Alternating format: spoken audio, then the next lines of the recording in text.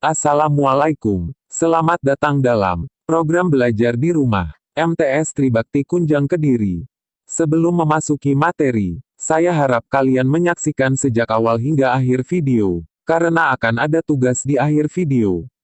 Selamat menyaksikan. Namun sebelum mulai, jangan lupa untuk klik like, subscribe, dan tekan loncengnya. Rangkuman materi Bahasa Indonesia Kelas 8 Semester 1 Bab 1 Pesona Indonesia. C. Menelaah struktur dan kebahasaan teks berita. Dalam pertemuan ketiga ini, saya akan memperdalam materi yang berupa contoh teks berita. Perhatikan secara teliti. C. Menelaah struktur dan kebahasaan teks berita. 1.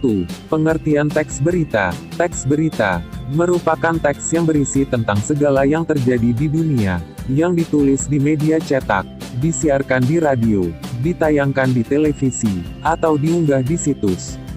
2. Struktur teks berita. Struktur teks merupakan gambaran cara teks tersebut dibangun. Struktur teks berita terbagi menjadi 3 bagian, yaitu A. Kepala berita, atau teras berita, atau lead, merupakan paragraf pertama sebuah berita.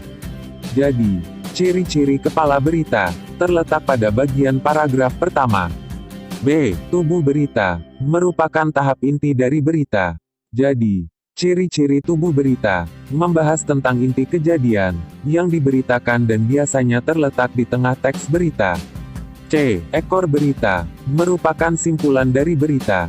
Jadi, ciri-ciri berita berada pada bagian akhir dari sebuah berita, dan menyimpulkan peristiwa apa yang telah terjadi.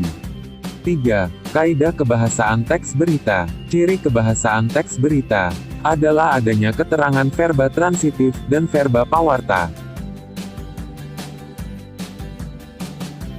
Menyoal penghapusan ujian nasional, begini kata Mendikbud Nadiem Makarim. Wacana mengenai penghapusan ujian nasional, UN, muncul usai kedatangan Mendikbud pada rapat Komisi X DPR untuk membahas program kerja Rabu, tanggal 6 November tahun 2019.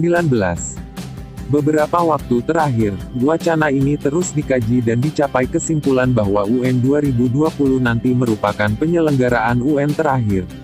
Di 2021, sistem kelulusan akan digantikan oleh asesmen kompetensi minimum serta survei karakter.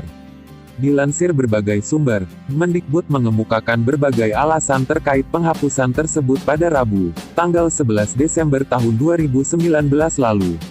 Pertama, penyelenggaraan UN akan digantikan asesmen kompetensi minimum serta survei karakter. Di titik ini, siswa akan diuji kemampuan bernalar dengan literasi dan juga bernalar menggunakan numerasi, serta penguatan dalam hal pendidikan karakter. Kedua, UN cenderung diasosiasikan sebagai beban bagi guru dan orang tua serta tak bisa secara utuh mengukur keberhasilan seorang siswa sebagai individu. Ketiga, momen UN merupakan momok menyeramkan bagi anak sehingga menimbulkan tekanan. Keempat, wacana ini telah mendapat dukungan penuh dari Presiden Jokowi. Nah, itu adik-adik, sedikit materi dari menelaah struktur dan kebahasaan teks berita, dan untuk tugasnya adalah: setelah mencermati teks di atas, tentukan bagian-bagian teks tersebut. 1. Kepala berita. 2. Tubuh berita. 3. Ekor berita.